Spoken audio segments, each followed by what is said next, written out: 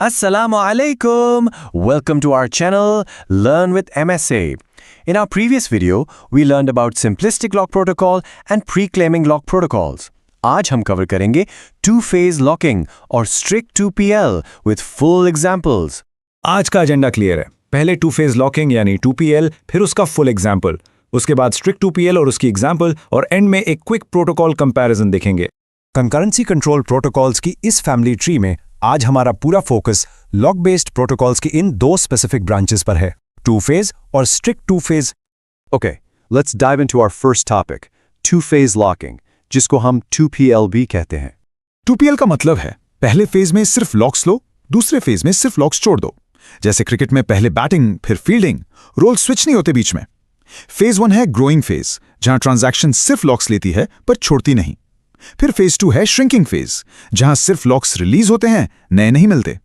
और इन दोनों फेजेस के बीच का जो एग्जैक्ट ट्रांजिशन मोमेंट है, जब पहला लॉक रिलीज होता है, उसे हम लॉक पॉइंट कहते हैं। Let's look at a full example. Assume करें एक बैंक अकाउंट है जिसका स्टार्टिंग बैलेंस है 1000 रुपीज। ट्रांजैक्शन T1 को 200 विड्रॉ करने हैं और ट्रांजैक्शन T2 को 300 डिपॉजिट करने हैं। स्टेप 1 में T1 अपना ग्रोइंग फेज स्टार्ट करता है। वो बैलेंस पर एक्सक्लूसिव लॉक यानी एक्स लॉक रिक्वेस्ट करता है, जो DBMS फौरन दे देता है। T1 बैलेंस रीड करता है, 1000 200 माइनस करके 800 राइट कर देता है। लेकिन ध्यान रहे, T1 अभी भी एक्स लॉक होल्ड किए हुए है। फिर स्टेप 2 में T2 एंटर होता है और एक्स लॉक मांगता है, पर DBMS कहता है रुको बॉस, T1 के पास ऑलरेडी लॉक है, सो T2 को वेट करना पड़ता है। अब आता है क्रूशियल स्टेप 3। T1 अपना काम खत्म करके कमिट करता है और अपना एक्स लॉक रिलीज कर देता है। यही T1 का लॉक पॉइंट है। लॉक रिलीज होते ही T1 अपने श्रिंकिंग फेज में आ गया। फिर स्टेप 4 में वेट करता हुआ T2 अपना ग्रोइंग फेज स्टार्ट करता है। उसे एक्स लॉक मिल जाता है, वो अपडेटेड बैलेंस 800 रीड करता है, 300 ऐड करता है और नया बैलेंस 1100 राइट कर देता है। फाइनली स्टेप 5 में T2 कमिट करता है और अपना एक्स लॉक रिलीज कर देता है। तो हमारा फाइनल बैलेंस हुआ 1100, जो कि मैथमेटिकली बिल्कुल करेक्ट है।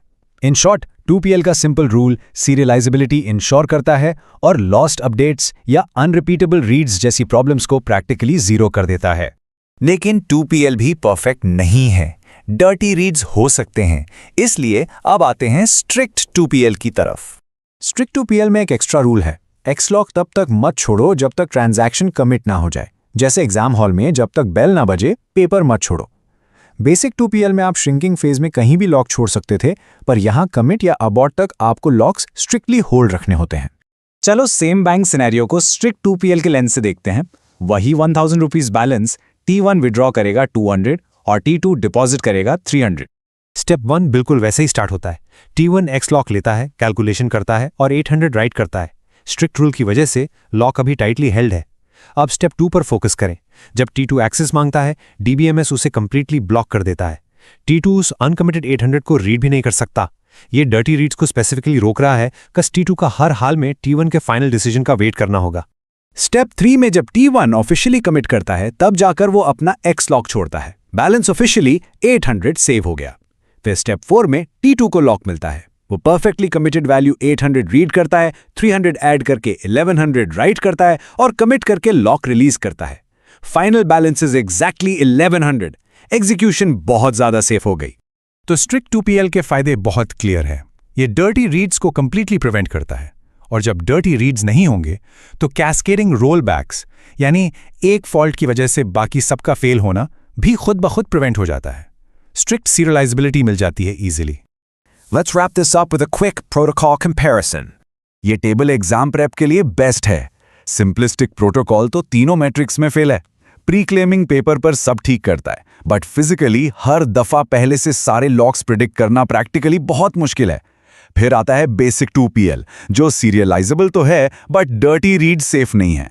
और हमारा आज का हीरो स्ट्रिक्ट 2PL, सीरियलाइजेबल भी है और डर्टी रीड सेफ भी। हाँ, डेडलॉक्स का चांस इसमें भी रहता है, but overall accuracy top tier है।